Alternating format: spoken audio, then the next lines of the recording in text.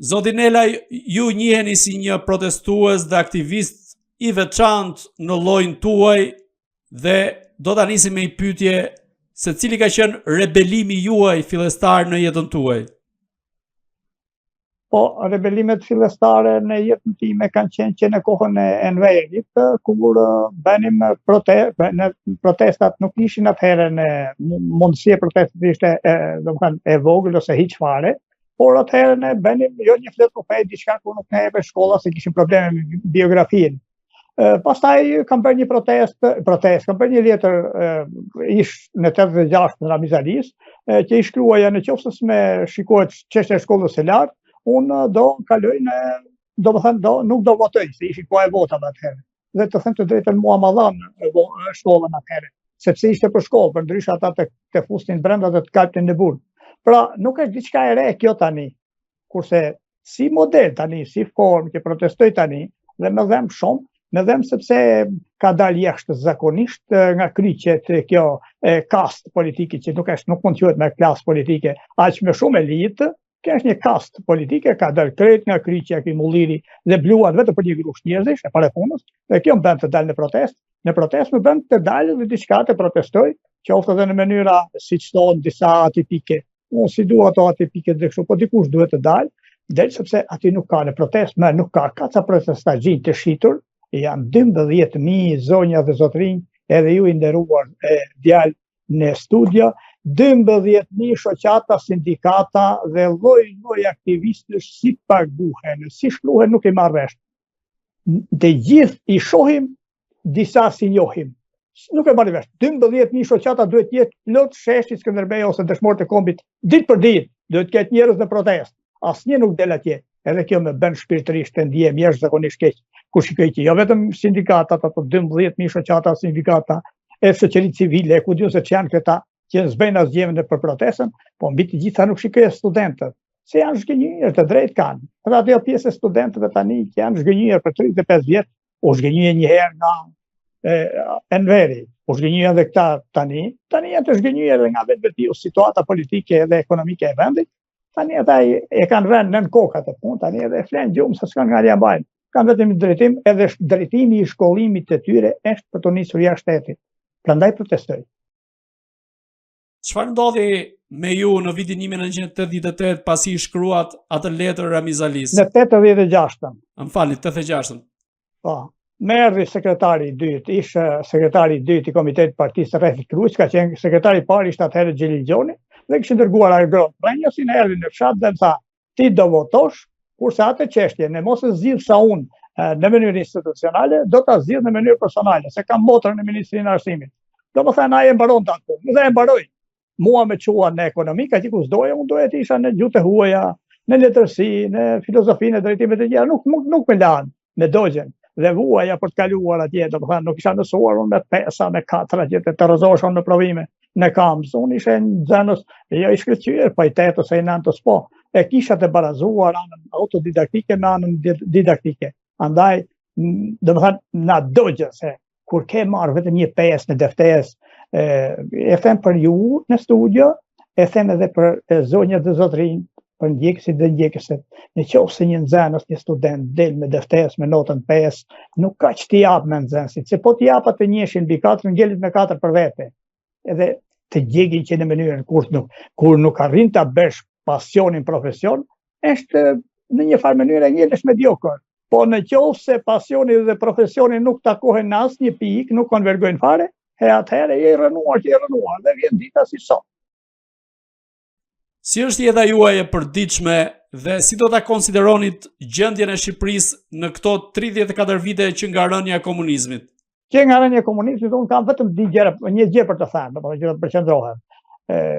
Mbi dishina, mbi ëndrat që kemi thulur atëherë dhe mbi realitetin e sotëm. Asnjë njeri në vitin 90, kur u bë ndryshimi, 89 gjera muri Berlin dhe 90 që i dolën shenjat e pas Hungarisë, e pas Rumanisë, që ndodhen me Ceaușescu dhe me Elenën atje, që ju bën që u bën, kur kush nuk e kishte planifikuar, që do vim në këtë ditë, që do kemi sot pas 35 vjetësh ujë me orar, që do kemi pensione të them të drejtën mizerje, që gjinat I thua, që është pensionaj, që do kemi një përkrahje sociale, ta zem një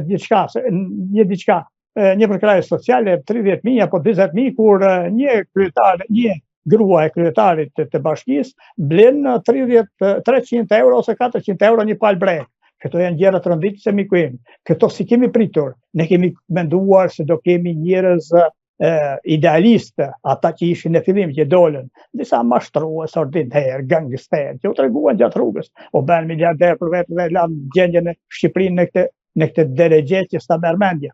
Asnjëri prej nesh nuk e ka pritur që Sali Berisha sot të paguat avokat 500.000 euro në një vend kaq të varfër, me ujë me orë, me hallin e Zotit. Asnjë njeri nuk e ka pritur që I vllai Erveliaj të paguaj 300.000 euro për të marrë avokat amerikan dhe marrin konsulent dhe avokat nga më të shtrenjtit në vendin më të varfër të botës. Kjo është gënjimi. Ku nisëm dhe ku dolëm? I thonë në fjalë në gjuhën popullore, I thoni na doli vinja në fund, që do thotë e nis vinjën e Arës për ta çuar nga mali atje, për ta çuar në krye të Arës këtu, lart, dhe të del vinja këtu ujt nuk vadit asgjë. Ke bërë gjithat e punë dhe del sot nuk e asgjë. E doni me të shkoqur punën. Ja t'ju çejon pak sa sot në ditët e sotme. Ne atëherë kemi patur një profesor, doktor Sali Berishën në 90-ën që doli dhe Edi Rama. Kanë qenë këta dy janë përplasur. Këta të dy janë përplasur, me 18 dhjetor dhe në 4 janar që e mbajtën të fshehur. Kush është sot, kush janë dy emra që janë më të përfolurit në situatën politike të sotme? Nuk ju shkon gjemendja. Janë duke mua vetet na ikën të me ikë truri. Alfred Beleri në një anë dhe Vrenozi Korçës në anën tjetër. Në dy të tkun, dy analfabet funksional, që si e kanë ide në shkrimit as leximit, se po s'di të shkruash nuk di të lexosh, të duhet vend presja, pikpresja njëra tjetër. Si ka mundësi që gjithë klasa politike, Sali Berisha të ketë Fredi Beleri si kalbete, ndërsa Edi Rama të ketë dëshirë, të ketë kalbeteje Vrenozi. Po këto ja pra ku po këtu I thonë të dalësh piramid dhe shoqëria shqiptare, nga ana tjetër pasive.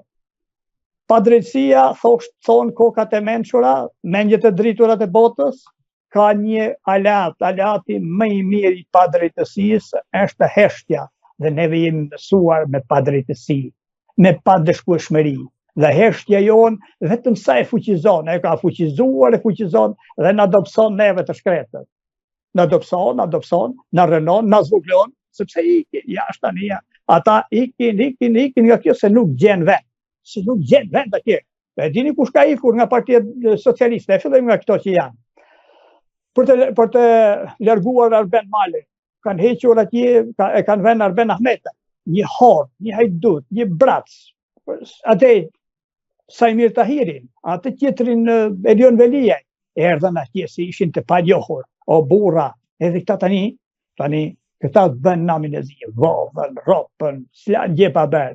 Dhe personalitetet e vërteta që kishin një prestigj politik, që nuk avinin që avinin dorën diçkaje, se do thonin për te, për Arben Malen, për Namit Tokën, për dikën tjetër që ishin në ata anë, që I hoqi si gjaketat e vjetra. Nuk e vinin ata dorën, se do thonin, ti je personalitet, I thonin edhe, ti je shkrimtar, apo ti je profesor, apo ti je njeri me prestigj. Në fund të fundit, po të më shikosh mua të vjedh, nesër pas tesë 100.000 euro, do thuash po ti la vetë të dinim ndryshe. Kurse ta ishin ordiner, I futi atje në majtë e vendit, duke ditur që kishin edhe tendencën për të vjedhur, sepse një njeri që ka tendencë për të drejt luksit, ai po ta vensh në pushtet, ai dihet që do vjedh. Ne e dinim edhe për Ahmetin, edhe për Tahirin, edhe për Veliajn që ata tentojnë nga luksi. Të bësh atje të çohesh e të dalësh, se flasim për konkrete, ne?